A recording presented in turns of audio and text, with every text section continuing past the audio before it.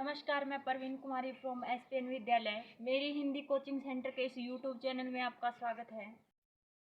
प्यारे बच्चों, आज हम कक्षा 10+1 की हिंदी आरोह भाग 2 की हिंदी आरोह भाग 1 की जो पुस्तक है उसका पाठ नंबर 1 है नमक का दारोगा, जो मुंशी प्रेमचंद के द्वारा लिखा गया है।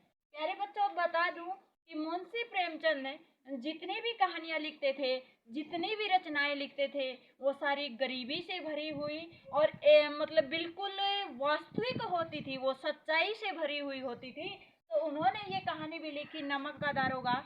और चलते हैं पाठ में। पहले पात्रों का पता लगा लेते हैं, कौन कौन से पात्र इस पाठ में हैं।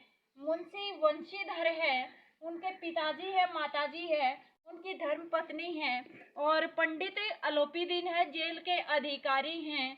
और तो अब शुरू करते हैं नमक का दारोगा पाठ की कहानी क्या होती है। किसी भी पुस्तक से हम वैसे तो बहुत सारे पाठ पढ़ सकते हैं, लेकिन जब एक पाठ को एक स्टोरी के माध्यम से कुछ सामाजिक उदाहरण देकर जब समझाया जाता है, व्यावहारिक उदाहरण देकर जब समझाया जाता है, तो बच्चों को अच्छे से समझ आती है और बच्चे जो है वो इंटरेस्ट लेकर पढ़ते हैं, बड़ी रुचि होती है उनकी कहानी सुनने की।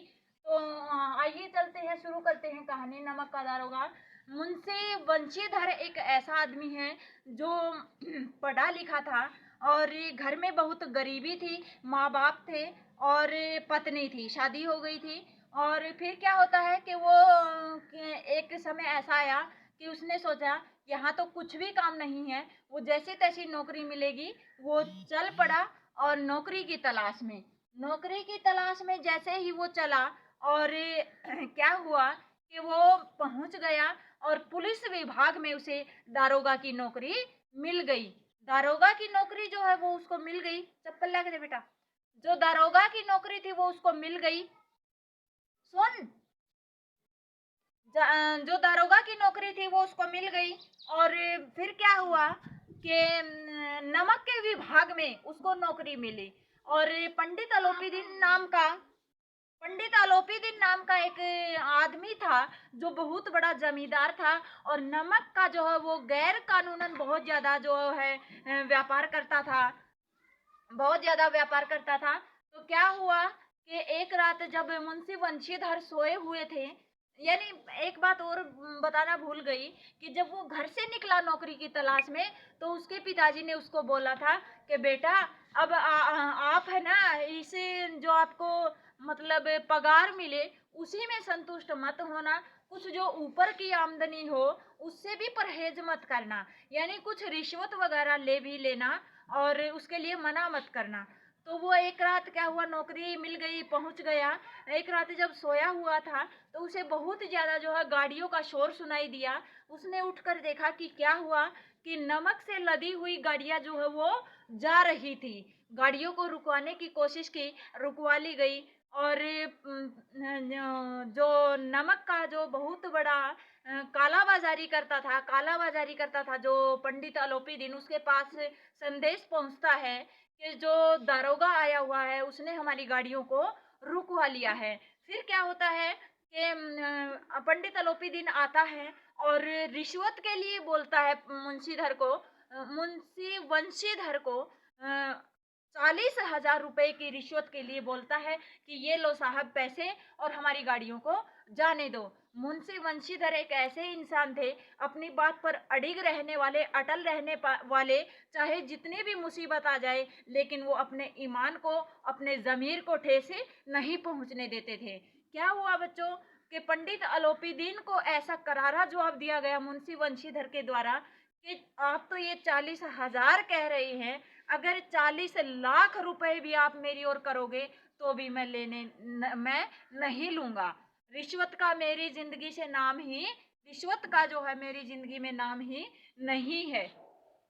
तो क्या हुआ, और उसने जो और अपने सिपाही थे उनको पंडित अलोपीदीन को मतलब जेल में डालने के लिए बोल दिया। जैसे ही पंडित अलोपीदीन को वो जो उसके सिपाही थे वो उसकी ओर हथकड़ी लगाने के लिए चले, तो पंडित अलोपीदीन जो है वो मूर्छित होकर गिर पड़ा। उसको कोर्ट में ले जाया गया, अदालत में ले जाया गया, पेश किया गया। तो अदालत के जो जितने भी काम करने वाले कर्मचारी थे, जो वकील थे, जज थे, सब हैरान रह गए कि पंडित अलोपीदीन और जेल में, ये कैसे हो सकता है। तो उन्होंने मुंशी वंशीधर को बोला, वकील ने, जज ने, जो भी वहाँ पे मौजूद लोग थे अदालत में, उन्होंने बोला कि आपने ये गलत किया है और आगे से आप इस बात का अंदाज़ा लगा लेना कि ये जो आदमी है वो मतलब इसको हम जेल में नहीं देख सकते।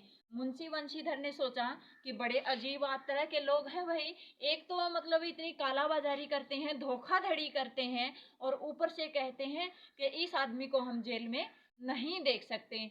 तो क्या हुआ कि उसको अनदेखा कर दिया गया।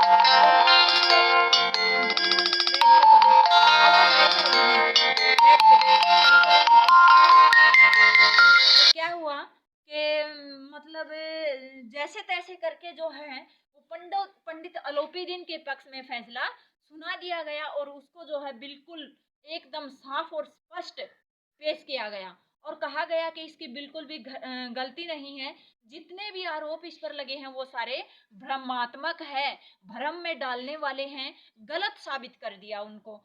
पंडित सॉरी जो मुंशी वंशीधर था उसको जो है नौकरी से हटा दिया गया। वो बेचारा अपने घर चला गया।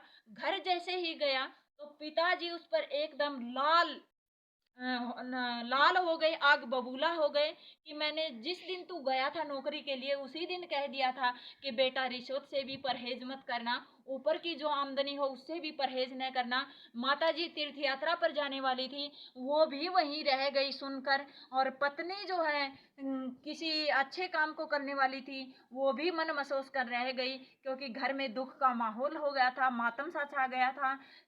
कुछ एक हफ्ता भर बीत गया था, एक सप्ताह बीत गया था। उन्होंने पंडित उसका सॉरी मुंशी वंशीधर का जो पिताजी था वो एक दिन घर से बाहर निकला और निकलते टाइम उसने देखा कि एक सजा हुआ जो रथ है वो उनकी तरफ आ रहा है। और जैसे ही वो आदमी जो है रथ से उतरा तो मुंशी वंशीधर के जो पिताजी थे उनके पैरों की तरफ हुआ और उसने उठाया और उनको कहा कि मुझे माफ़ कर दीजिए, मेरी जो सारी जो जितनी भी बातें थी वो मेरे कारण थी, मेरी ही गलती थी। अब मैं वंशीधर को लेने आया हूँ और अपने जो कारोबार है उसमें मैं नौकरी दूंगा इनको और 6 महीने की जो पगार है वो एडवांस में दूंगा इनको और जो ये कहेगा उसी पद पर इनको मैं रख लूंगा।